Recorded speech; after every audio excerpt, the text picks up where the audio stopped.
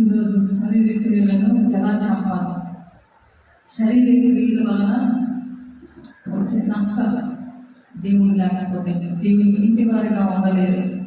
ఆ విషయాలు మాట్లాడుకుంటాము. దేవుడు మాట్లాడతారు. మనం పరిశుద్ధాత్మ గురువు అయిన నాయకుడు మొదలుగా ముందు మాట్లాడుతున్నందుకు దేవుని వందనాలు చెల్లిస్తూ ఒక పాట పాడుకుంటూ దేవుని మహిమపరుచుకున్నాము.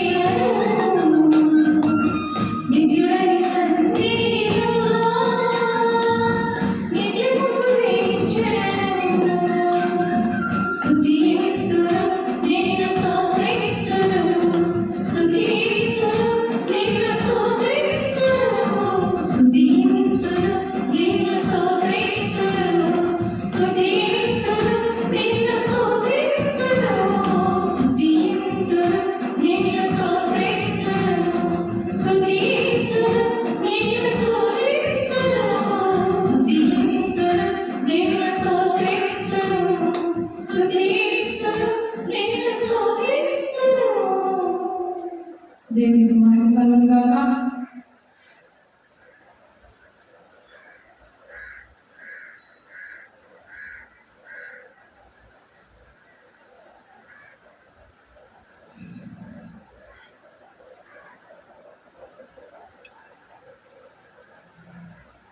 శరీర క్రియల ద్వారా దేవునికి దూరం అయిపోవడం, దేవుని అభిషేకం అనేది ప్రతి ఒక్కరిలో కూడా ఉండాలి. అనుక్షణము కూడా దేవునితో గడపలేనందుకు వచ్చిన నష్టం అసలు మనం మాట్లాడుకుందాం. శరీర క్రియల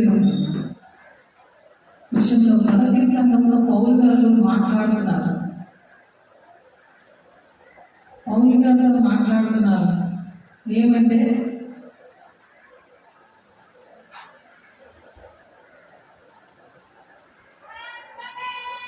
మీరెంత అవివేకులైతేరా, మొదట అనుమానుసారముగా ప్రారంభించి ఇప్పుడు శరీరానుసారులుగా పరిపూర్ణులుగా అని పౌలు గలతీ సంఘంతో మాట్లాడుతున్నారు.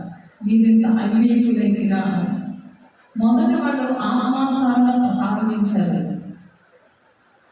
ఇప్పుడు శరీరానుసారంగా పరిపూర్ణులు అవుతున్నారా అని మన సంఘం కోసం కూడా దేవుడు మాట్లాడుతున్నారు.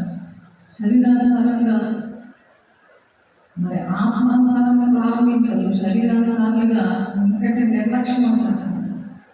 అన్ని అభిషేకము, దేవుని యొక్క వరాలు, అభిషేకము, ఆత్మీయ ఫలాలు, కృపా వరాలతో దేవుడు పని చేసి స్వార్థ పని చేసిన వాళ్ళని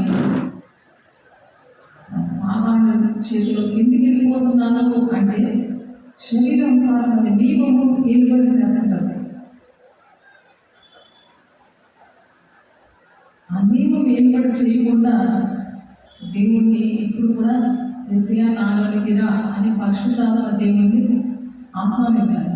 పరిశుద్ధాత్మ దేవ నాలోనికి రా అని చెప్పి మొదటిగా ఏం చేయాలంటే నా జీవితం నీకు అంకితం ఇస్తున్నానయ్యా అని చెప్పి దేవునికి అంకితం ఇవ్వాలి. ప్రాణాత్మ దేహములను దేవునికి అంకితం ఇవ్వాలి. అంకితం ఇచ్చి పరిశుద్ధాత్మ దేవ నాలోనికి రా అని ఇన్వైట్ చేయాలి. ఆయన ఇన్వైట్ చేయకపోతే రాడు. ఆయన శరీర క్రియలు మనుషుల్లో ఉంటే దేవుడు వాడు పని చేయడు. ఇది దేవుడు అటు లోపం ఉంటారు. దేవుడు కృప ద్వారా రక్షించుకున్నారు. ఆయన ప్రాణం పెట్టి ఏ అర్హత లేకపోయినా మొదట ఆదాము చేసిన పాపము అది అందరికీ మనుషులందరికీ సంప్రాప్తమాయను అని వాక్యం చెప్తుంది. కానీ కడపటి ఆదాముగా యేసు ఎప్పుడైతే మన కోసం సర్వ మానవాళి కోసము ప్రాణం పెట్టాడు, మతం కులము భేదం లేకుండా, అప్పుడు ఆయనతో గడిపితే ఇలాగా దేవుని ఆత్మ వాళ్ళలో ఉంటుంది, పరిశుద్ధాత్మ దేవుని వాళ్ళలో అనుక్షణంలో ఉండి అనేక మందిని ప్రేమించేవారిగా, క్షమించేవారిగా, దీవించేవారిగా, అనేక మంది విషయాలు పట్టించుకునేవారిగా, ఆయన ఏ పరిస్థితిలో ఉన్నా ఎటువంటి వారినైనా క్షమించి ప్రేమించి దీవించేవారిగా వాళ్ళని దేవుని బిడ్డలుగా వాళ్ళని కూడా పరిశుద్ధులుగా తయారు చేయగలరు. అలా పరిశుద్ధాత్మని ఆహ్వానించాలి. ఆత్మ లేనివాడు నావాడు కాడు అని చెప్తున్నారు. రోమ 8:9 ఆత్మ లేనివాడు నావాడు కాడు. దేవుడు అప్పుడు పరిశుద్ధపరుస్తాడు. ఎప్పుడైతే పరిశుద్ధాత్మ దేవ నాలోనికి రా అనే జీవితం అంకితమిస్తారో ఇటు లోకము అంటే దేవుడు లేక లోకానుసారమైన జీవితం, లోకానుసారమైన మనుషులతో కోపము, అసూయ, ద్వేషము, పగ, ప్రతీకారము ఇవన్నీ ఉంటాయి. అల్లలతో కూడిన ఆటపాటలు ఇవన్నీ కూడా శరీర క్రియలు అని కాదు. 5వ వచనంలో 19వ వచనంలో ఉంది. శరీర క్రియలు స్పష్టమైనది అదే కనుక జారత్వము, అపవిత్రత, కామకత్వము, విగ్రహారాధన, వ్యభిచారము, వేషములు, కలహము, మత్సరములు, క్రోధములు, కక్షలు, భేదములు, విమతములు, అసూయలు, మద్దతులు, అల్లలతో కూడిన ఆటపాటలు అంటే టీవీ అన్నమాట. సర్పం మొదలైన వీటిని కూర్చి నేను ముందు చెప్పిన ప్రకారం ఇటు వాటిని చేయవారు దేవుని రాజ్యమును స్వతంత్రించుకున్నారని మీతో స్పష్టంగా చెప్పుచున్నాను. అందుకనే ఆత్మ లేనివాడు నావాడు కాడు అని రోమ 8:9 దేవుని చెప్తున్నారు. పౌలుగా రాస్తున్నారు రోమ పత్రికలో. పరిశుద్ధాత్మ ప్రేరేపణతో రాశారు భక్తులు.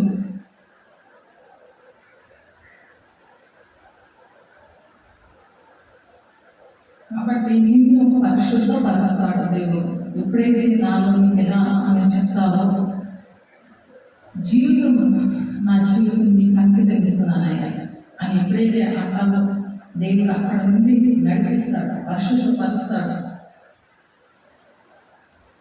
ఇంకా ఏది సత్యబోధ, ఏది అసత్యబోధ అనేది వెంటనే తెలియపరుస్తాడు. వివేచన ఆత్మ కృపాలలో ఒక వర్ణాన్ని వివేచన ఆత్మనిస్తారు.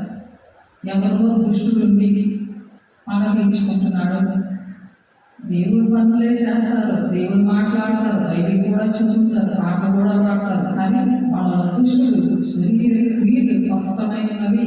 అవి ఏమనగా అని ఇవన్నీ ఉంటాయి. అవి నువ్వు చూడకుండానే దేవుడు వాళ్ళని చూడగానే నువ్వు చెప్పగలవు. వీడు శరీరానుసారమైన ప్రార్థన చేస్తున్నారు, దేవుడు ఏదో మొక్కుకొని వచ్చేస్తున్నారు, కానీ తండ్రి సమయంలో దేవుడు ఈ భూలోకానికి ఎందుకు వచ్చారో,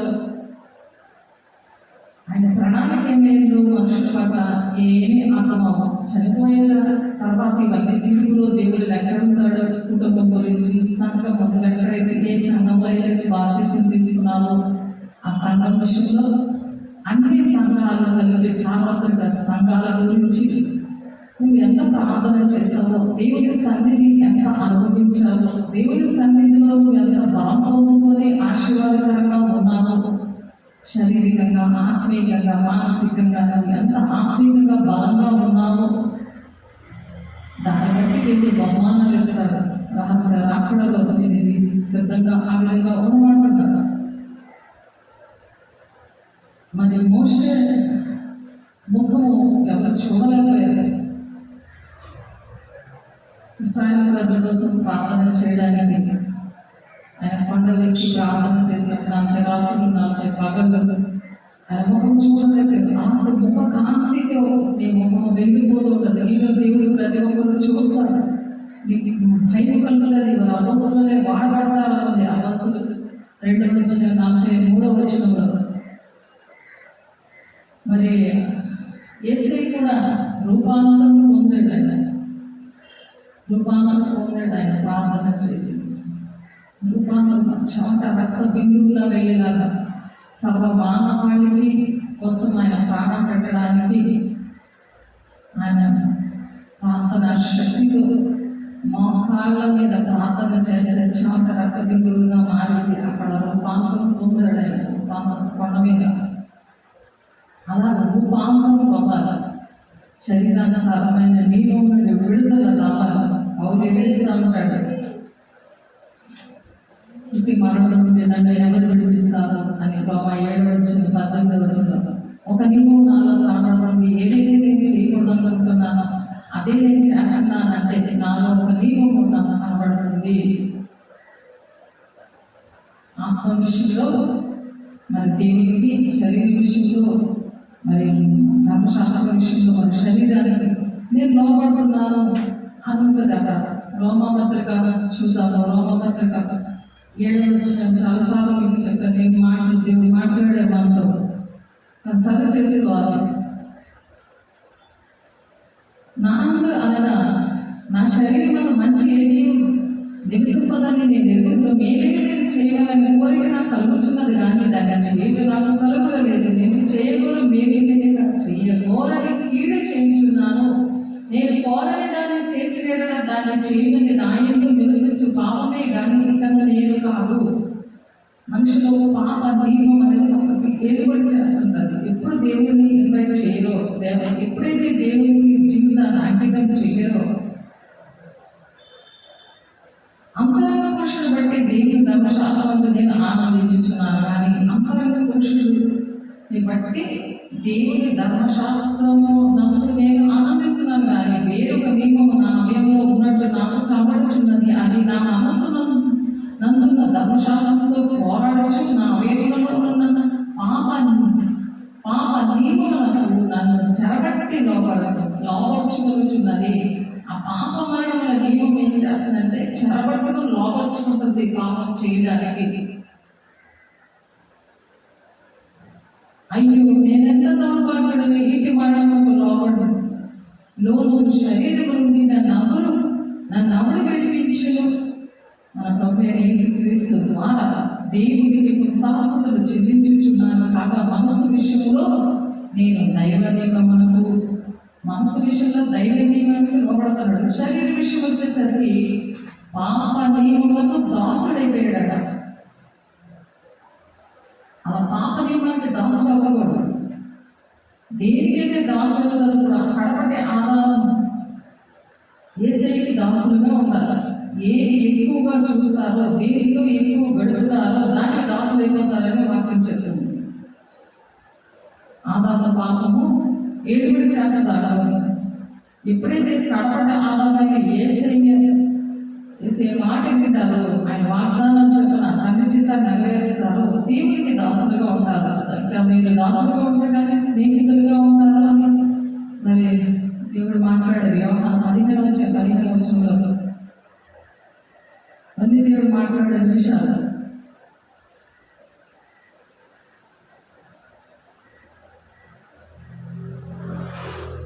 దేవుడు ఇచ్చిన ఆ మహాకృపను బట్టి దేవుడికి ఎప్పుడు కూడా కృతజ్ఞతాస్తుతులు చెల్లిస్తూ ఉండాలంట. మన ప్రభువైన యేసుక్రీస్తు పేరిట సమస్తముల గురించి తండ్రి అయిన దేవునికి ఎల్లప్పుడూ కృతజ్ఞతాస్తుతులు చెల్లించడానికి దేవుని సన్నిధి అప్పుడు అనుభవిస్తాం అన్నమాట. ఎఫెసీయుల రాసిన పత్రిక 5:20 ఉందన్నమాట.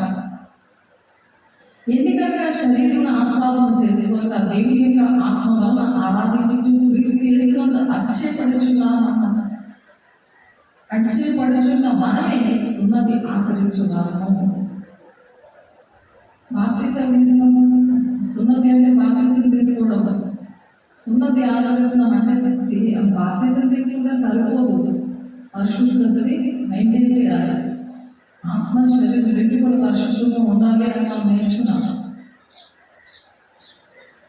ఆయన కృపను బట్టి నరులకు ఆయన ఆచరించే కాలంలో బట్టి వారు ఎక్కువ కృతజ్ఞతాస్తుతులు చెల్లించుదురు కాక.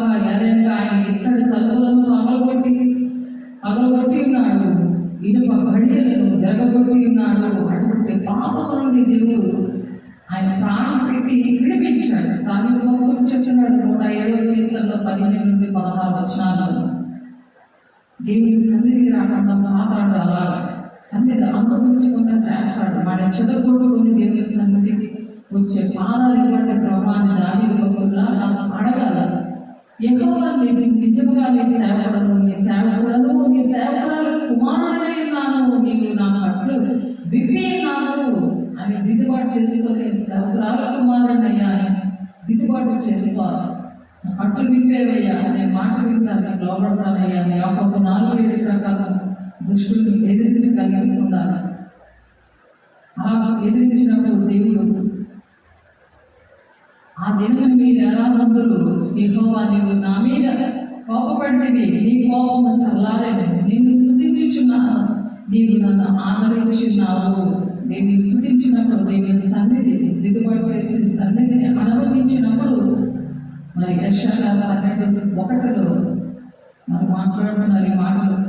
ఆ దేవుడు మీరు ఎలా బంధువులు యెహోవా నీవు ఆయన ప్రవచిస్తున్నాడు, నీవు నా మీద కోపపడినవి, నీ కోపము చల్లారను. ఆ కోపం ఏంటవుతుంది? దేవుని ఇంటి మీద నీకు ఆసక్తి లేదు.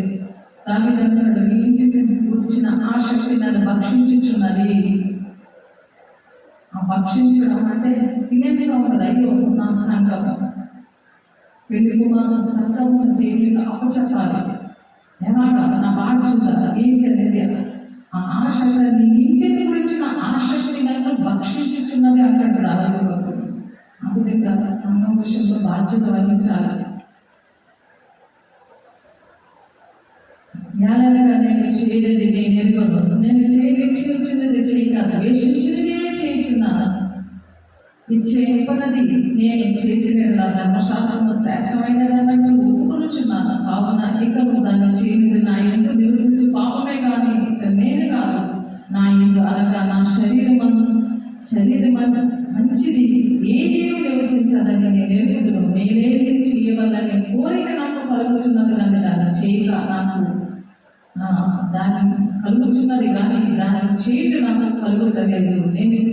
నేను చేయగోరమేమి చేయక చేయగోరని కీడు చేయుచున్నాను. నేను కోరని దాన్ని చేసిన దాన్ని చేయలేదు. నా యందు నివసించే పాపమే కానీ ఇక్కడ నేను కాదు. కాబట్టి మీరు చేయగోరు నాకు కీడు చేయక కలుగుచున్నదని ఒక నియమము నాకు కనబడుచున్నది. రోమా 7:15-24 వచనాల్లో ఉన్నది ఈ మాటలన్నీ కూడా. వేరొక నియమము నా అవయవంలో ఉన్నట్టు నాకు కనబడుచున్నది, అది నా మనస్సునందున ధర్మశాస్త్రముతో పోరాడుచున్నదట. ఎందుకు దిద్దుబాటు లేక దిద్దుబాటు చేసుకొని విడిచిపెట్టాలి. ఇంకా నా జీవితం నీకు అంకితం ఇస్తున్నానయ్యా, నా జీవితంలో నీకు తప్ప ఎవరికి స్థానం లేదయ్యా, ఆ పరిశుద్ధంగా అవుతానయ్యా. అన్ని తీసేయడం కాదు, వైట్ డ్రెస్ వేసేసుకోవడం కాదు. దేవుని సన్నిధి అనుభవించాలి, పరిశుద్ధంగా ఉండాలి. శరీర కార్యాలు నష్టమయ్యే కదని ఆయన గలతి 5:19 ఉన్నాయి కదా, అవి ఏమీ ఉండకుండా ఉంటాయి. జీవితంలో వేషం మార్చడం కాదు, లోపల లోపల మారాలి. పైన మారితే అది వేరే విధంగా వేషధారణగా ఉంటుంది. అలా చెప్పలేదు దేవుడు.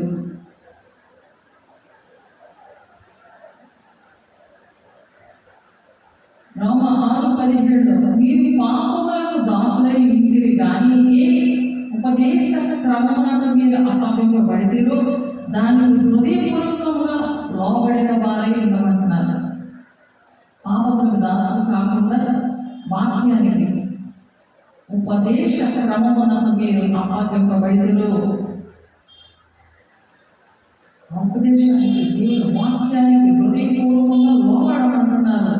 రోమ 6:17 అయితే మీరు చీకట్లో నుండి ఆశ్చర్యకరమైన తన వెలుగులోకి మిమ్మల్ని పిలిచిన వారి గుణాతిశయాలను ప్రచురణ చేయ నిమిత్తము ఏర్పరచబడిన వంశము ఏర్పాటు చేసుకున్నాడు. ఆయన వంశంలో, ఆయన కుటుంబంలో రాజులైన యాజక సమూహము, పరిశుద్ధ జనము, దేవుని సొత్తైన ప్రజలనే ఉన్నారు అంటున్నాడు ఆయన. మొదటి పేతురు 2:9 యువరాజులాగా యువరాణిలాగా ఉండాలని దేవుడి కిరీటాలు వాడు చేస్తున్న పనులకి ఎంతో అవమానాలు, దెబ్బలు దేవుడి కోసం పడుతున్నప్పుడు ఆ శ్రమ పడుతుంటే దేవుడు అవన్నీ కూడా దాచి ఉంచారు.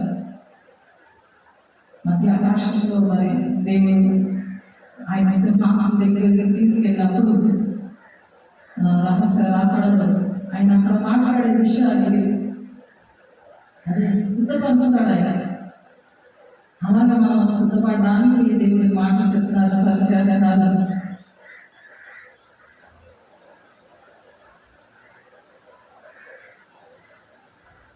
అన్నీ కూడా దేవుని పేరట చేయమంటున్నారు. మరియు మాట చేత కానీ క్రియ చేత కానీ మీరేమి చేస్తున్న ప్రభువైన యేసు ద్వారా తండ్రి దేవునికి కృతజ్ఞతాస్తుతులు చెల్లించు సమస్తము ఆయన పేరట చెయ్యండి అంటున్నారు.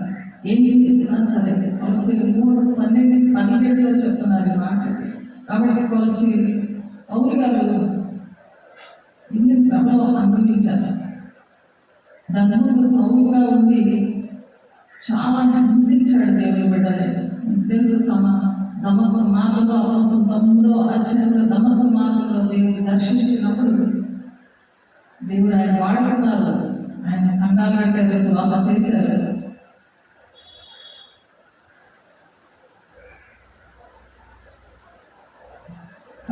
మీరు కూడా సజీవమైన రాగం వలె నుండి ఆత్మ సంబంధమైన మందిరంగా కట్టబడాలి. ఆత్మ సంబంధమైన మందిరంగా కట్టబడాలి. మొదటి పేరు 2:5 చెప్తారు. ఆత్మ సంబంధమైన ఒక మందిరంగా కట్టబడాలి. అంటే నీ దగ్గరికి ఎవరు వచ్చినా ఎటువంటి బాధలో ఉన్నా వాళ్ళు విడుదల పొందుకోవాలి. ఎటువంటి పాపంలో శాపంలో ఉన్నా నీ దగ్గరికి రాగానే విడుదల పొందుకోవాలి. ఒక మందిరం నడుస్తున్నట్టు, బైబిల్ నడుస్తున్నట్టు ఉండాలి. ఒక పత్రికగా ఉండాలి. అది దేవుడు ఆశపడుతున్నారు.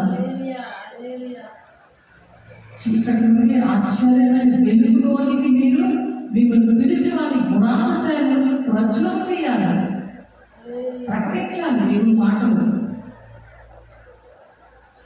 దేవుని వంశంలో ఉన్నాము. మా వంశము రాజుల వంశం, రారాజు బిడ్డలు మనం. ఆ విధంగా ఉండాలని దేవుడు ఆశపడుతున్నారు. దేవుడి పిల్లలుగా దేవుడు మన పట్ల ఒక ఆశ కలిగి ఉన్నాడు. ఆయన ఎప్పుడైతే అలాగుంటా దేవుని స్థుతులు చెల్లిస్తాము. ఇప్పుడు పాడుకుంటున్నాం కదా, దేవుని సన్నిధిలో ఎలాగ స్థుతులు వస్తాయో, దేవుని కృతజ్ఞత పూర్వకంగా ఎలా మన విన్నపాలు తెలియజేసి ఆయన స్థుతించి ఆరాధించి కొనియాడి కీర్తించి ఆయన శక్తిని, బలాన్ని, దీవెనలు ఎలా పొందుకుంటామో అనేది పాట ద్వారా దేవుని ఆరాధించారు. ఆయన మన ప్రభువైన యేసుక్రీస్తు మూలంగా మనకు జయం అనుగ్రహించుచున్న దేవునికి స్తోత్రము కలుగును గాక. ఆయన ఎక్కడికైనా జయమిస్తాడు. ఎంత ఘనత అనేది దేవునికి మంచి పేరు తెచ్చే పిల్లలుగా, దేవునికి మహిమ తెచ్చే పిల్లలుగా ఉండాలి. ఈ శరీరేచ్ఛలు ఉంటే అవ్వదు.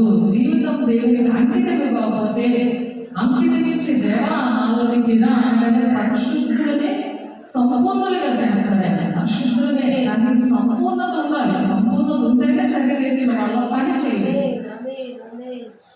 మొదటి కొరింథీ 15:52 ఉంది మాట. ఆయన జీవించినప్పుడంటే దేవుని స్తోత్రాలు చెల్లించుకుంటూ ఉంటారంట. ఎల్లప్పుడు కూడా దేవుని స్తుతులు చెప్పకుండా ఉండలేదు. ఆ కృతజ్ఞత అనేది దేవుడు తప్ప ఎవరు కూడా కృతజ్ఞత లేకుండానే ఉంటారు. దేవుడు కృతజ్ఞతలో దేవుడు ఇన్ని స్థుతులు చెప్పినా ఆయన ఏ విధంగా ఆరాధించాలా అనే మాట చాలదు.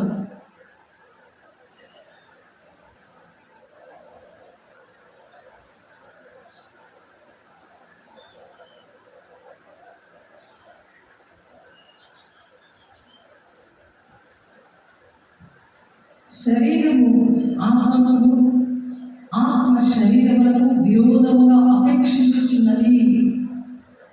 ఆ రెండింటిని పడదు. ఆత్మకి శరీరానికి రెండింటిని పడదు. అందుకనే శరీరేచ్ఛను విడిపించేది దేవుడే. ఆయన ఎప్పుడైతే నా జీవితాన్ని నీకు అంకితమిస్తున్నానో అంటారో అప్పుడు ఆ శరీరేచ్ఛలన్నీ పోతాయి. నా ప్రాణాత్మ దేహములు నీవి ప్రభా, నాకు ఇచ్చినవన్నీ నీవి, నన్ను పోషిస్తుంది నువ్వు, ప్రాణం ఉందంటే నీవే దేవా ఆధారం, ప్రతిదీ నీవే ఆధారం అయ్యాను. ఆయనకు అంకితమైనప్పుడు ఈ శరీరం ఆత్మకు, ఆత్మ శరీరములకు విరోధంగా అపేక్షించును. ఇవి ఒకదానికొకటి వ్యతిరేకంగా ఉన్నవి కనుక మీరేమి చేయని చింతన వాటిని చేయకుందురు. ఇవి రెండు పోరాటం ఉన్నదన్నమాట. పరిశుద్ధులే కానీ ఇంకా సంపూర్ణలు అవ్వకపోతే, సంపూర్ణలు అవ్వాలంటే ఏం చేయాలి? శరీరానుసారమైన నియమములను విడుదల పొందుకోవాలి. అందుకే రోమా 8:2 ఉంటుంది, జీవమించే ఆత్మ యొక్క నియమము పాప మరణముల నియమం నుండి నన్ను విడిపించాను అన్నాడు పౌలు. విడిపించాడు దేవుడు. లేకపోతే ఇలా పోరాటం జరుగుతుంటే ఒకదానికొకటి వ్యతిరేకంగా ఉన్నది కనుక మీరేమి నిశ్చయించారో వారిని చేయకుందురు. అంటే జయం అనేది ఉండదు.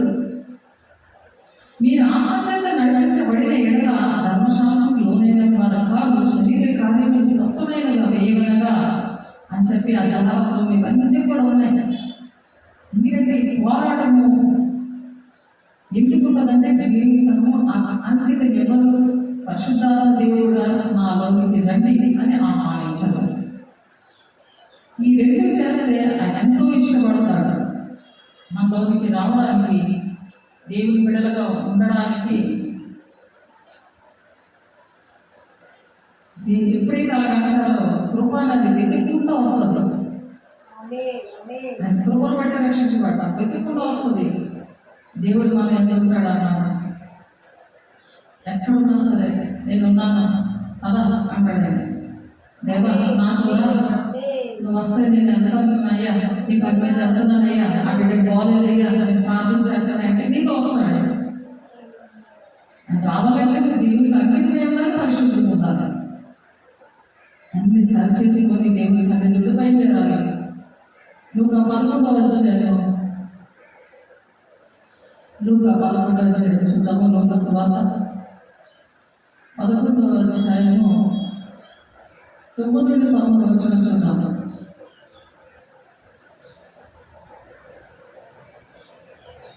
లోక సువార్త 11వ అధ్యాయం 9-11. అటువే మీరును అడుగుడి మీకు ఇవ్వబడును. ఏంటి అడుగుతున్నారు? పరిశుద్ధాత్మను అడగాలి. నాకు పెళ్లి కావాలయ్యా, పెళ్లి కావాలయ్యా, ఇవే అడుగుతారు. భూ సంబంధమైన వాటి మీదే మనసు పెట్టుకుంటారు. పర్లోక సంబంధమైన అడగాలని ధ్యాస కూడా వద్దు, ఎవరు చెప్పరు. ఎప్పుడైతే పర్లోక సంబంధమైన వస్తాయో భూ సంబంధమైన కూడా అడగక ముందే భూమించి వాటికి ఖచ్చితంగా దీవించేటంటే దేవుడు మనకు ఉన్నాడు. దేవుడి పిల్లల్లో ఉన్నాము. ఆయనకు తెలుసు మనకి ఏది కావాలో అని. మత్తయి 6:33 ఉన్నది. అటువే మీరు అడుగుడి మీకు ఇవ్వబడును, వెదకుడి మీకు దొరుకును, తట్టుడి మీకు తీయబడును. అడుగు ప్రతి వానికి ఇవ్వబడును, వెదకువానికి దొరుకును, తట్టువానికి తీయబడునని మీతో చెప్పుచున్నాను. మీలో తండ్రి అయిన వాడు తన కుమారుని చేప చేపకు బతిగా పామునిచ్చిన, గుడ్డు కడిగితే తేలించిన, చెడ్డవారికి మీ పిల్లలకు మంచి ఈవులు ఎరిగి ఉండగా పరలోకమందున్న మీ తండ్రి తను అడిగేవానికి పరిశుద్ధాత్మని ఎంతో నిత్యముగా అనుగ్రహించును. అడగాల పరిశుద్ధాత్మ దేవా పరిశుద్ధాత్మ దేవా రండి, నాలోనికి రండి అయ్యా, నాలో నీకు ఇష్టం లేదని తీసివేయండి అయ్యా, నా జీవితం నీకు అంకితమిస్తున్నానయ్యా అని కన్నీరు చేసుకొని ఆయన పాదాలు కడుగుతా అడగాలి. అప్పుడు దేవుడు ప్రతిదీ కూడా క్షమిస్తాడు, నడిపిస్తాడు. అది కృపను బట్టి రక్షించడం అంటే అది. అప్పుడు ఆదాము పాపాలు ఏర్పడి చేయదు, వంశం అంతా ఆదాము పాపాలు ఏర్పడి చేసేది. వాళ్ళు ఏం చేయకపోయినా ఆదాము తినవద్దన్న పండు తిన్నాడు కాబట్టి ప్రతి మానవుడిగా ఆ పాపము ఏర్పడి చేస్తుంది పిల్ల తరాల వరకు కూడా. కానీ పరిశుద్ధాత్మ దేవుని పొందుకుంటే 1000 తరాల వరకు దీవెన. ఏది సఫర్ చేసేస్తారు? మనలో ఉన్న అభిషేకం కొరత లేని ఆత్మతో నింపుతానంటున్నాడు. ఎవరిలో వచ్చాడు 34వ వచనంలో ఉంటుంది, 32, 36వ వచనంలో ఏమున్నది? వాళ్ళు దేవుడి మాట వినలేదన్నప్పుడు వాళ్ళు జీవము చూడరు కానీ నా ఉగ్రతను వాళ్ళు చూస్తారు అంది. ఆ ఉగ్రతే ఆదిమ కాలంలో వస్తున్న ఉగ్రత, కోపము, అవిధేయత, తిరుగుబాటు చేసే పరిస్థితులు మనుషుల్లో ఎందుకు ఉన్నాయంటే అందరికోసం ఆయన ప్రాణం పెట్టినప్పుడు ఆయన వెంబడించకుండా, ఆయన మాటలు వినకుండా, ఆయనతో గడవకుండా కృతజ్ఞతతో దేవా నా జీవితం నీకు అంకితమిస్తున్నానయ్యా, జన్మ పాపములు కర్మ పాపాలు ఇవన్నీ కూడా క్షమించవయ్యా, అవన్నీ కూడా నన్ను నా బిడ్డల్ని నా తరతరాలకు ఏలుబడి చేయకుండా నన్ను చనిపోయేవయ్యా అని కృతజ్ఞతతో నా జీవితం నీకు అంకితమిస్తున్నానయ్యా, నాలోనికి రా, నాలో నివసించు, నన్ను నడిపించు అని చెప్పాలి. దీవించడం ఆయన ఆటోమేటిక్గా చేస్తారు. శుద్ధులు ఉన్నప్పుడు దేవుడు మాట్లాడినప్పుడు ఆయన దీవిస్తారు కదా. మాట్లాడిన పిల్లలకి అన్ని పూలు పెట్టారు కదా, మాట్లాడిన పిల్లలకి ఎన్ని పూలు పెట్టారు? వాళ్ళు ఎప్పుడు తింటూనే ఉంటారు, కొడతనే ఉంటారు. అలాగే దేవుడి దగ్గర కూడా ఉగ్రత వాళ్ళ జీవము చూడరు కానీ వాళ్ళ మీద నా ఉగ్రత నిలబడదని 36వ వచనంలో, యోహాను 3:36వ వచనంలో ఉంటుంది. అందుకనే పరిశుద్ధాత్మ పరలోకమందున్న మీ తండ్రిని తను అడుగు వారికి పరిశుద్ధాత్మను ఎంతో నిత్యముగా అనుగ్రహించును. పరలోకమందున్న మీ తండ్రి తను అడుగు వారికి అంతకంటే ఎంతో నిత్యంగా మంచి ఈవులను ఇచ్చును అన్నది మత్తయి 7:11. అడగక్కర్లేదు మనం, ఆయన మాట వింటే చాలు, పరిశుద్ధంగా ఉంటే చాలు. నరుల చెడుతనం భూమి మీద గొప్పదని వారి హృదయం యొక్క తలపులలోని ఊహాంతయు ఎల్లప్పుడూ కేవలం చెడ్డదని యెహోవా చూచి తాను భూమి మీద నరులను చేసినందుకు యెహోవా సంతాపము పొంది తన హృదయంలో వచ్చుటను దేవుడు ఎందుకు ప్రజలు చేశాను అని హృదయంలో వచ్చుకున్నాడట. ఆయన ప్రేమని అర్థం చేసుకోలేదు. మొదటి రాకడలో దేవుని పిల్లలు మాట్లాడలేదని ఆదికాండం 6 వచనాలు ఉంది మాట. అప్పుడు యెహోవా ఇంపైన సువాసన నాటి నుంచి ఇక మీదట నరులను బట్టి భూమిని మరలా శపించను, ఎందుకనగా నరుల హృదయాలోచన వారి బాల్యం నుంచటది నేను ఇప్పుడు చేసిన ప్రకారంగా ఇకను సమస్త జీవులను సంహరింపను అని చెప్పి నోవాహు దినాలలో ఓడ కట్టించిన తర్వాత నోవాహు కుటుంబం తప్ప అందరినీ కూడా లైవ్ అయిపోయేలాగా అందరినీ కూడా సంహరించాడు దేవుడు. అప్పుడు సంతాపపడ్డాడు, దుఃఖపడ్డాడు. దానికి గుర్తుగా రైల్లో ఎందుకు వస్తుందంటే దాన్ని గుర్తు అన్నమాట. రైల్లో చూసినప్పుడల్లా దేవుడు అందుకనే ఇప్పుడు ఎన్ని పాపములు చేసినా సరే ఎవరికి పనిష్మెంట్ రావట్లేదు. కృపకాలం అది చనిపోయిన తర్వాత దేవుడు వచ్చాక తీర్పులో నిలబడాక అప్పుడు ఉంటుంది. నేను ఏం చేసినా నేను చెల్లుతున్నానులే అనుకుంటున్నాను. ఎందుకంటే దేవుడు సంతాపడి ఇంకా వదిలేశాడు. కానీ చనిపోయిన తర్వాత ఉంటుంది. ఎవరికి స్వర్గము? వారి వారి క్రియలు చెప్పుకున్న వారికి నేను జీవితం సిద్ధపరిచి ఉంచాను. అదే స్వర్గము నాకు ప్రకటన 22వ అధ్యాయంలో ఉంటుంది. కాబట్టి దేవుని సన్నిధికి వెళ్ళడానికి, దేవునితో యోగాలు ఉండడానికి అందరూ సిద్ధపడి ఉండాలని ఈ మాట చెప్తున్నాను. రోమ 12:12 ఆత్మీయ తీవ్రత కలిగి, ప్రార్థన పట్టుదల కలిగి ఉండమన్నారు. అందుకే ఎక్కువ ప్రార్థన చేయడం అంటే దేవుడితో గడపడం. దేవుడు పని చేస్తున్న వాళ్ళు అనుక్షణము దేవుడు మాట్లాడతారు. తండ్రి చిత్రాన్ని నెరవేర్చడానికి ఇష్టపడుతున్నారు. ప్రతి ఒక్కరితో కూడా దేవుడు మాట్లాడడానికి ఇష్టపడుతున్నారు. ఆత్మ వివేచన ఎలీషాకు ఇచ్చారు. మరి సిరియా రాజు వచ్చినప్పుడు, సిరియా రాజు దండకి వచ్చినప్పుడు ఎలీషాకి ఆత్మ వివేచన ఇచ్చాడు. అలా వివేచనిస్తాడు. ఎక్కడ ఏ శ్రమలు వస్తున్నాయి ఏంటి అనేసి వాళ్ళు దండెత్తుకుని వస్తుంటుంటే మరి సేవకుడు బయటికి వెళ్ళి చూస్తాడు. సిరియా రాజులందరూ దండెచ్చి చుట్టుముట్టేశారంటే ఎలీషా ప్రార్థన బట్టి అగ్ని రథాలతో గుర్రాలతో దేవుని యొక్క సైన్యం కంచి వేసి ఉన్నారు. అప్పుడు దేవుడు ఎలీషా ఏమంటాడంటే, దేవా ఈ సేవకుడు ఈ పళ్ళు తెలుగు ప్రభా అంటే ఆ జ్ఞానం తెలిసినప్పుడు ఆ దేవుడు ఎలాగ దేవుని బిడ్డలైన ఆ ఎలీషా ప్రవక్త అవివేచన ఆత్మతో తన శత్రువులు రాకుండా, ముట్టడి వేయకుండా, ఆ శత్రు సమూహం మన సిరియా రాజు సైన్యాధిపతులు వీళ్ళందరూ రాకుండా మరి కంచె దేవుడే ఎలాగేస్తాడో ఆ సేవకుడికి చూపిస్తాడు. అది రాజుల గ్రంథంలో ఉంటుంది. మీరు చూస్తుంది. జ్ఞానేంద్రియాలు కలిగి, వివేచన కలిగి ఆ విధంగా ఉన్నప్పుడు శత్రువులు ముట్టడి వేయకుండా, మరి ఆ విధంగా శత్రువులు మనల్ని ముట్టడి వేయకుండా చూడాలి. హెబ్రీయులకు రాసిన పత్రిక తీయండి. మీకోసం చదువుతున్న హెబ్రీయులకు రాసిన పత్రిక 11వ అధ్యాయం 29వ వచనం. 29వ వచనం. విశ్వాసం బట్టి వారు పొడి నేల మీద నడిచినట్లు ఎర్ర సముద్రములో వాడి నడిచిపోయి. విశ్వాసం బట్టే ఎర్ర సముద్రం. చూడమ్మా, ఏం చేస్తాం? మళ్ళీ అబద్ధాలు క్షమించమన్నాడు.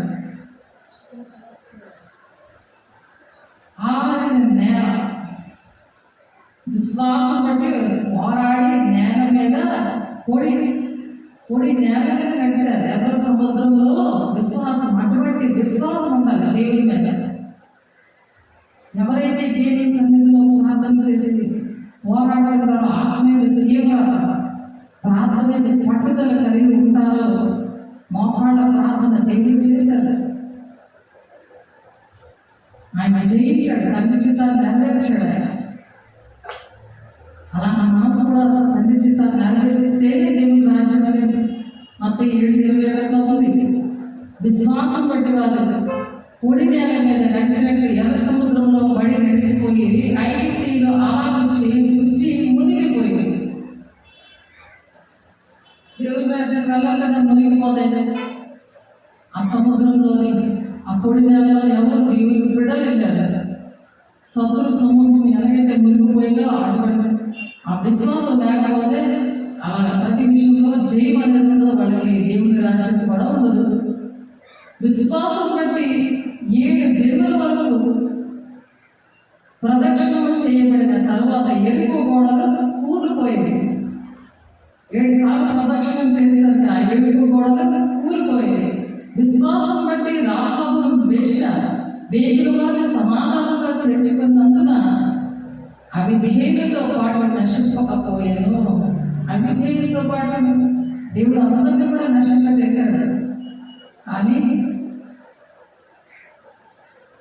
ఆ వేగుల వారిని చేర్చుకున్నందుకు దేవుడు నశింపకుండా వారిని కాపాడాడు. కాబట్టి విశ్వాసం ద్వారా ఎబ్రీయులకు రాసిన పత్రిక 11వ అధ్యాయంలో విశ్వాస వీరుల గురించి అంతా ఉన్నది అక్కడ. మరి విశ్వాసము లేకుండా దేవుడికి ఇష్టడే ఉంటే అది అసాధ్యం అన్నది. మరి మొదట దేవుడు తన ఇంటి వారి దగ్గరికే వెళ్ళాడు. వాళ్ళు రిజెక్ట్ చేశారు వేసాడు. కాబట్టి విశ్వాసంలో లేనందువలన అన్నింటి దగ్గర కూడా దేవుడు అద్భుత కార్యాలు చేశారు. కానీ విశ్వాసం లేనందువల్ల అక్కడ దేవుడు అద్భుత కార్యాలు చేయలేదట. విశ్వాసం లేనందుకు దేవుడు వేసే ఇంట్లోనే ఆ అర్థములు అక్కడ చెల్లెలు ఇంట్లోనే దేవుడు అద్భుత కార్యాలు చేయలేదు. కాబట్టి ఎవరు ఎలాగన్నా సరే దేవుని బిడ్డలు ఎవరి భక్తి వాడలేదు. ఎప్పుడైతే తన చేతాన్ని నెరవేర్చారో అప్పుడు దేవుని ఇంటి వాళ్ళు రక్షించబడ్డారు. అలాగే ప్రతి ఒక్క కుటుంబంలో దేవుడు యోసేపులాగా ఒక్కొక్కరిని ఎంచుకుంటాడు. ఎప్పుడైతే తండ్రి చేతాన్ని నెరవేర్చి ఆశీర్వాదాలు ఉంటారో ఆ ఆశీర్వాదాన్ని బట్టి ఇంటిలో ఉన్న వాళ్ళందరూ కూడా రక్షించబడతారు. ఇంట్లో వాళ్ళు చూసి విశ్వాసం కోల్పోకూడదు, పరిశుద్ధతను కోల్పోకూడదు, శరీరానుసారమైన మరి అపవిత్రతలో మునిగిపోకూడదు. ఇంక ఇంటిని ఎవరు రక్షిస్తారు? సంఘం ఎలా ఉంటుంది, దేశం ఎలా ఉంటుందని ఆలోచించాలి. దేవుడు ఏర్పాటు చేసిన కొంతమందిని దేవుడి ఇంటి వారిగా, ఆ దేవుడి ఇంటి వారు ఏం చేయాలి? పరిశుద్ధంగా ఉండాలి. శరీరేచ్ఛను కూడా విడిచిపెట్టాలి.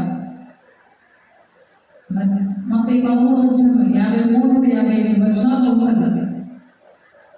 వేసే అన్నదమ్ములు అపచరులు వాళ్ళందరూ కూడా వేసే కార్యాలన్నీ కూడా లక్ష్య పెట్టలేదు. వాళ్ళ అవిశ్వాసం బట్టి అక్కడ దేవుని కార్యాలు చేయలేదు. అలాగే ఎవరైతే అవిశ్వాసం ఉంటారో వాళ్ళ పట్ల ఏ కార్యాలు జరగవు. ప్రార్థన చేస్తాము, ప్రేమిస్తాము, అన్నీ చేస్తాము, కానీ వాళ్ళకు కూడా విశ్వాసం కలిగి ఉండాలి. ఎదుటి ఎవరి కోసమైతే ప్రార్థన చేస్తామో వాళ్ళు కూడా పరిశుద్ధంగా ఉండాలి. వాళ్ళు కూడా విశ్వాసం కలిగి దేవునికి ఇష్టంగా ఉండాలి. దేవుని సన్నిధి అనుభవిస్తూ పరిశుద్ధంగా ఉండాలి. దానికోసం మోకాళ్ళ ప్రార్థన చాలా అవసరం. మోకాళ్ళ ప్రార్థన ఎంతో ఆశ్చర్యకరమైనది, అద్భుతకరమైనది, ఆరోగ్యకరమైనది.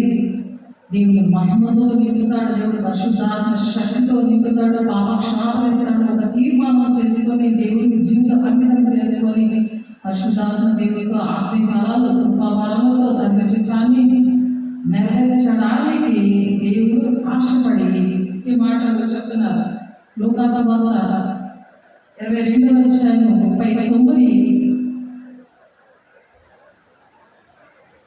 39 నుంచి 46 వచనాలు చదువుతున్నాను నా కోసం. అందరూ వినండి చక్కగా. దాని ప్రకారం నడిచి మరి దేవుని సాక్షిగా ఉండాలని దేవుడు ఆశపడుతున్నారు. 39 వారు ప్రభువా ఇదిగో ఇక్కడ 2 కత్తులున్న వరగా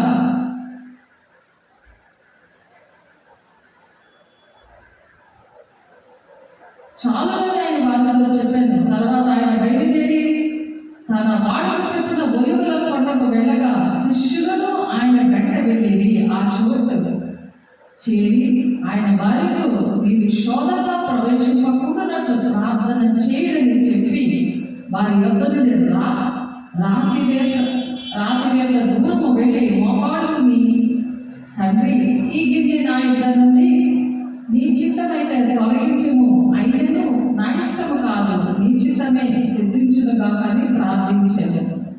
అప్పుడు పరలోకం నుండి ఒక దూత ఆయనకు కనబడి ఆయనను బలపరచను. మనకి దేవుని కొన్ని పనులు చెప్తారు, కానీ నేను చెయ్యలేను. ఆ శరీర క్రియలే కావచ్చు, సంఘంలో పనులే కావచ్చు, ఇంట్లో పనులు పోరాడాలే కావచ్చు, ఇవన్నీ కూడా దేవుడు బలపరచడానికి ఆ దేవుడు సహాయం చేసింది. ఎందుకంటే యేసే తన మహిమనంతా విడిచిపెట్టి మానవుడిగా ఈ లోకానికి వచ్చారు.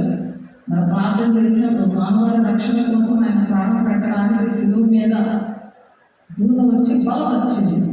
నిశ్చితమైతే ఈ గిన్నెని అందరిని తొలగించు. అందరి కోసము ప్రాణం పెట్టడం అంటే, అంత పాపాలు ఆయన భరించాడంటే ఎంత కష్టం. మనం భరించగలమా? దేవుడు ఒక మాదిరిగా వచ్చాడు. ఏసీ దగ్గరికి వచ్చి ఒక దూత బలపరిచిందట. అలాగే మనలో కూడా బలపరుస్తుంది. అప్పుడు పరలోకం ఒక దూత ఆయనకు కనబడి ఆయనను బలపరిచను. ఆయన వేదన పడి మరింత ఆతురముగా ప్రార్థన చేయగా ఆయన చెమట నేల పడుచున్న గొప్ప రక్త బిందువుల వలె ఆయన ప్రార్థన చాలించి లేచి తన శిష్యులకు వచ్చి వారు దుఃఖము చేత నిద్రించడం చూచి, మీరెందుకు నిద్రించుచున్నారు? శోధనలో ప్రవేశించుకుంటున్నట్లు లేచి ప్రార్థన చేయడానికి వారితో చెప్పాను. కాబట్టి శోధన ఆ నిద్ర నొప్పి ఎందుకు వస్తుందంటే వాక్యం వినేమకుండా శోధనలో ప్రవేశం అన్నమాట. శోధన వస్తుంది, అందుకే నిద్రపోతూ వస్తుంది. శోధనలో ప్రవేశించడం మోకాలు ప్రార్థన చేయాలి, ఇంట్లో చేయాలి, దేవుడి సన్నిధిలో చేసి వెళ్ళినప్పుడు ఇంట్లో కూడా అది వర్క్ అవుతుంది. ఇంట్లో కూడా అది చేసుకోగలరు. దానియేలు కూడా అలాగే చేస్తాడు. దానియేలు రాసిన పత్రికలో ఉన్నది 8-11-12 వచనాలు చూసుకొని ముగించేసేద్దాము. దానియేలు రాసిన పత్రిక.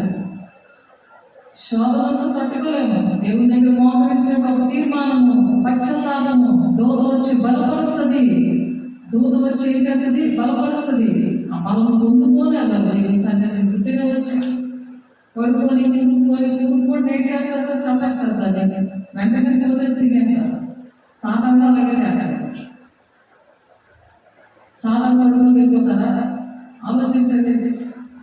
దేవుడు మంచి మాటల ద్వారా మాట్లాడుతున్నారు. నిర్లక్ష్యంగా ఉండకూడదు, దిద్దుబాటు చేసుకోవాలి. దేవుని సన్నిధిలో 24 గంటలు దేవుడి సన్నిధి తెరిచే ఉంటుంది. అందరికీ అందుబాటులో ఉంది. మరి దేవుడికి ఇష్టంగా మనం ఉండాలని దేవుడు ఎంతో ప్రేమించి ఆయన రెప్పపాటు కాలంలో ఆయన మధ్య ఆకాశంలో దూదినప్పుడు ఆ స్వరం వినగలిగే చెవులు, ఆ జ్ఞానేంద్రియాలు పొందుకోవాలి. జ్ఞానేంద్రియాలు పొందుకుంటేనే ప్రతిదీ దేవుని కార్యాలు చూడగలరు. ఏది జరుగుతుందో తెలుస్తుంది. రేపేది జరుగుతుంది, ముందు భవిష్యత్తు ఎలా ఉన్నది. ఈ అంచె దినాల్లో దేవుడు అందరి మీద ఆత్మకు మరిస్తానని యోగేశ్వర 2:28 చెప్పింది. అపోస్తల కార్యంలో 2:17 నెరవేరిపోయింది. అంచె దినాలు అందరి మీద ఆత్మకు మరిస్తున్నాను. యవనుల దర్శనాలు చూస్తారు, ఈ వృద్ధులు కలలు అంటారు, మీకు మాటలు ప్రవచిస్తారు అని చెప్తున్నారు. ఎప్పుడైతే మోకరిస్తారో, దేవుని సన్నిధి అనుభవిస్తారో, దేవుని దగ్గర తీర్మానం తీసుకుంటారో దేవుడు అవన్నీ దీవించడానికి ఇష్టపడుతున్నారు. ఆ సైన్యం యొక్క అధిపతికి విరోధంగా ఉన్న తన విరోధంగా తనను హెచ్చించుకొని అనుదిన బల్యార్పణను నిలిపివేసి ఆయన ఆలయం పడవలసను అతిక్రమం జరిగించినందున అనుదిన బలిని నిలుపు చేయకు ఒక సేన అతనికి ఇయ్యబడను. అతని సత్యమును వ్యర్థపరిచి ఇష్టానుసారంగా జరిగించి అభివృద్ధి పొందెను. దానియేలు మరి ఈ విషయాలు చెప్తున్నాడు. ఆకాశ శైన్యం అంటున్నంతగా పెరిగి నక్షత్రములలో కొన్నిటిని పడవేసి కాళ్ళ కింద అనగలుగుతున్నాడట. ఇవి జరగబోతున్నాయి. కాబట్టి దేవుడు రాక సూచనలు అతిక్రమం జరిగినందున అనుదిన బలిని నిలుపు చేయలేక ఒక సేన అతనికి ఇవ్వబడను. అతని సత్యమును వ్యక్తపరిచి సమానుసారంగా జరిగించు అభివృద్ధి నందులను అబద్ధ క్రీస్తు. ఆ విధంగా యెరూషలేములో చేయడానికి ఆ ముందే ప్రవచనాలు అన్నవి అవి నెరవేరులో మరి రాకడ సూచనలు కొన్ని బయలుదేరి అవన్నీ అర్థమవ్వాలంటే మోకరించాలి. అప్పుడు పరిశుద్ధంతో కూడా మాట్లాడాలి. వెంటనే అంతలో మాట్లాడొచ్చు నా పరిశుద్ధునితో మరియు పరిశుద్ధుడు మాట్లాడుచుండను ఏమనగా అనుదిన బలిని రుచి అతిక్రమం జరిగించినందున సంభవించు నాశనకరమైన హే వస్తువుల రుచి కలిగిన ఈ దర్శనము నెరవేర్పు ఎన్నాళ్ళ పట్టునని ఈ ఆలయ స్థానమును జన సమూహమును కాళ్ళ క్రింద తొక్కబడుట ఎన్నాళ్ళ జరుగును అని మాట్లాడుకుని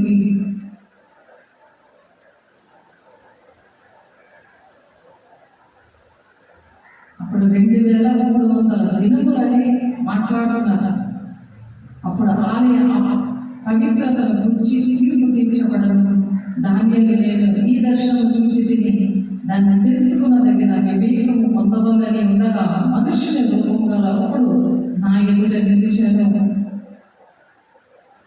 దానియేలు ఏదైతే ప్రవచించాడో అది జరగడానికి కూడా సిద్ధంగా ఉన్నాయి. కాబట్టి అంచె దినాలు ఉన్నాం కాబట్టి ప్రవచనాలు నెరవేర్పు అనేది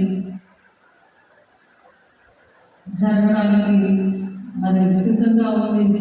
అంచె దినాలు అందరూ దేవుని పొందుకోవాలి, జ్ఞానేంద్రియాలు పొందుకోవాలి. పరిశుద్ధాలను పొందుకున్నప్పుడు ఆత్మీయ ఫలాలు ఇస్తారు. ఆత్మీయ ఫలములో తొనలే 9 తొనలు ప్రేమ, సంతోషం, సమాధానం, దీర్ఘశాంతమని 9 ఉన్నాయి. అవి ఉన్న తర్వాత కృపావరాలు ఇస్తారు దేవుడు. దాన్ని బట్టి దేవుడు బిడ్డలని అనేక మందిని ఆకర్షించి దేవునికి ఇష్టంగా వాళ్ళ దేవునికి ఆశీర్వాదకరంగా చేసి దేవుని రాజ్యంలో ఉండాలని దేవుడు ఈ మాటలు చెప్తున్నాను. దేవునికి అనేక వందనాలు చెల్లిస్తూ ముగిస్తున్నాను. ప్రార్థన చేస్తున్నాము. పరిశుద్ధుడాలైన దేవ, అభిషేకుడాలైన ప్రతి మాటలు నాయన ప్రతి ఒక్కరు హృదయంలో నాయన వ్యక్తపడ్డానికి సహాయం చేశారు. అని స్తోత్రాలు. అభిషేకుడానికి వందనాలు దేవ. శుక్రవారం దినాలకు ప్రతి ఒక్కరి మీద నాయన దర్శించండి, మాట్లాడండి, విడిపించండి. ప్రతి ఒక్క బంధనాలను విడిపించి శరీరాన్ని విడిపించి నీ సన్నిధిలో అనుభవించడానికి సహాయం చేయండి. సరి చేసుకుని ఆనందం మరించండి. నిద్రబంధుని దూరపరచండి. ఇస్తున్నాము దుష్టుడు ఆటంకాలు తొలగించండి. నీ మహిమతో నింపి పరిశుద్ధాత్మ దేవ జ్ఞానంతో నింపండి, నీ అభిషేకంతో నింపండి. తను అడుగువారికి పరిశుద్ధాత్మ నిత్యముగా ఇస్తానని చెప్తున్నాం ప్రభు. అయ్యా తండ్రి నాయన నీ బిడ్డలు అడుగుతున్నారు ప్రభు. జ్ఞానంతో నింపండి, మహిమతో నింపండి. అయ్యా ఎక్కడ ఉన్నారో ఆ బిడ్డలందరినీ దర్శించండి ప్రభు. నాయన నీ పని చేయడానికి, నీ ప్రణాళిక ఖండించడానికి ఏంటి అనేది అయా నా తండ్రి శరీరానుసారం నీవు నుండి విడిపించబడినట్టు తండ్రి మీలో అర్థమవుతుంది ప్రభు. పైన వాటినే కట్టడానికి సహాయం ఇచ్చి నడిపించండి. నేను మీకు ఏమి కావాలో ఆ పనులతో తెలుసు అని గ్రహించడానికి సహాయం ఇచ్చి నడిపించండి. మహిమ పొందబడి సాక్షిగా ప్రతి ఒక్కరిని ఆదివారం నాయన నిలబెట్టుకుని మనం ప్రభావం మీరే పొందుకుంటున్నందుకు ప్రతి ఒక్కరిని క్షమించి ప్రేమించి మీ ఆజ్ఞలో పెట్టుకున్నందుకు మీకే వందనాలు స్తోత్రాలు చెల్లిస్తే పరిశుద్ధ నామంలో బ్రతికాడు వేడి నామం తండ్రి. ఆమేన్. తండ్రి యొక్క దేవుని కుమారుని యొక్క కృప పరిశుద్ధాత్మని ఇచ్చే సహవాసం సకల పరిశుద్ధుడికి ఆయన వాక్యాన్ని ఆయన నీ కోసం బ్రతకాలని నీ ఆత్మతో నింపబడిన ప్రతి ఒక్క బిడ్డకి ప్రభు సదాకాలంలో తోడే నడిపించుగాక. ఆమేన్. God bless you. దేవుని నామమున వందనాలు.